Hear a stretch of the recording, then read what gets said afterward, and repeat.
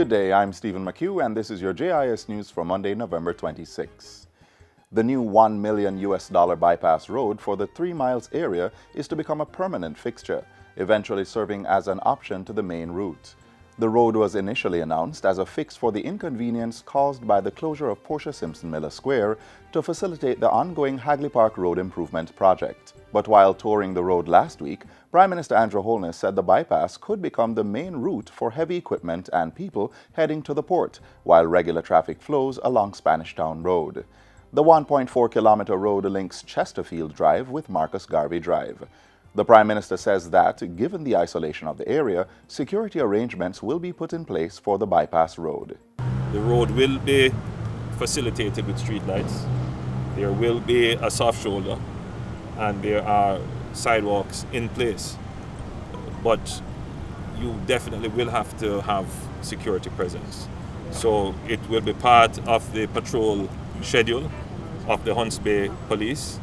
It will probably, in the initial stages, have to be manned by the Public Safety and Traffic Enforcement branch. The bypass road is about 90% complete and will be opened to the public soon.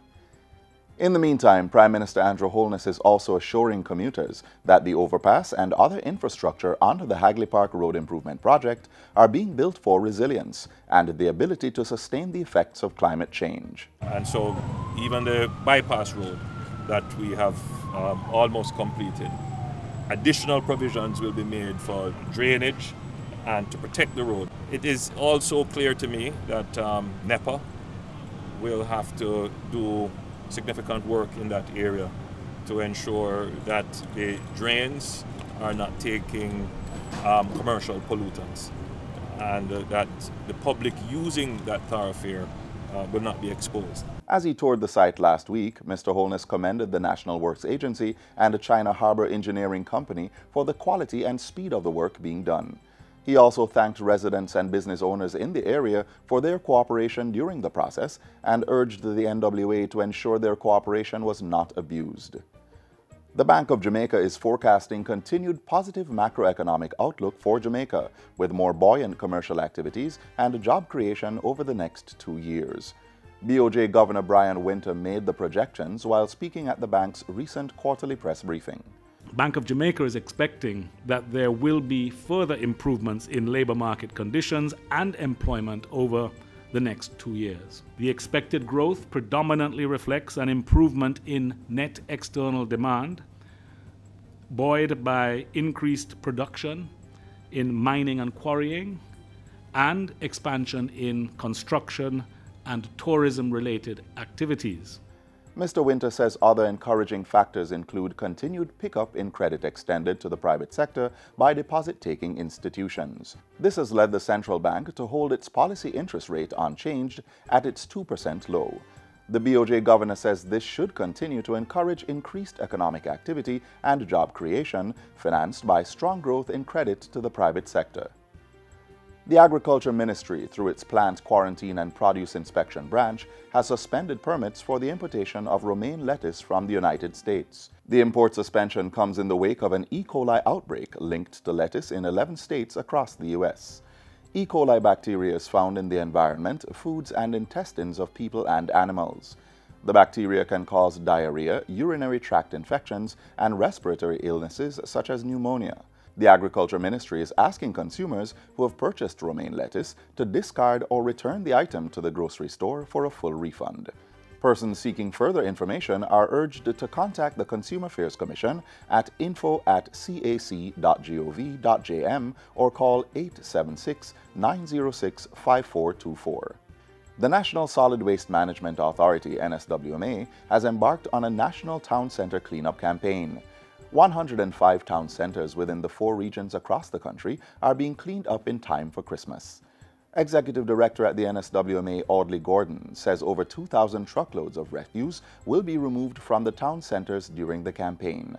Members of the business community are being called on to support the cleanup campaign by properly disposing of their garbage. Under the law, the NSWMA is not responsible for the garbage collection of commercial entities. Government is working towards having 300 fully certified early childhood institutions by the year 2019. Through the Early Child Commission and our government, we are taking on infant schools. We are adding infant departments to existing primary schools. We are asking the private early child institutions to come over, sign an MOU, and to become part of the government public early child system. The education minister was addressing a recent ceremony where the Japanese government donated $17,000 worth of stimulation resources for the Brain Builders program. Launched on July 6, the program is a framework for action in the first 1,000 days of a child's life, which is from conception to age 2.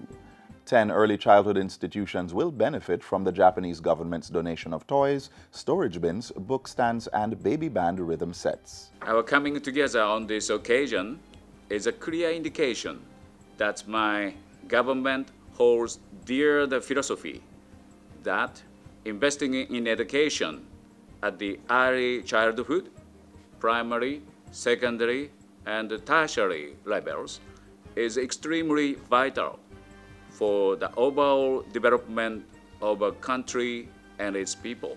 And finally, 57 young people who have made invaluable contributions in various areas of national life have been presented with the Prime Minister's Youth Awards for Excellence. The awards were presented during a ceremony held on the lawns of Jamaica House on Saturday.